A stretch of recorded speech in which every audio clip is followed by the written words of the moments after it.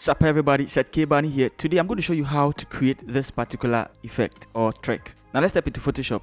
So this is the image we have. I'm going to leave it in the description for you to also use together with the font I will be using. I'm also going to leave in the description how to cut this particular image out. A video that will guide you how to do that. Now let's continue. We're going to bring our text in here, and I'm also going to leave the font for you as well. Now this is the font we are going to be using, is Impact, and you are going to right click it and convert it to a smart object. And then once you are done, you just duplicate it by clicking on Ctrl J and then drag it underneath the image.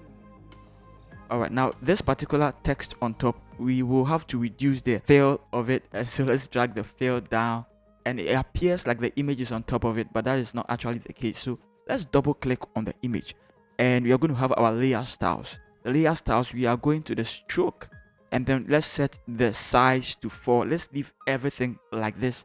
Click on OK, and you also want to right click it and then create clipping mask.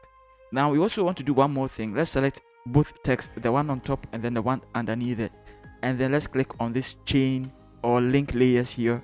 And once you do that, you can actually move the text around the image.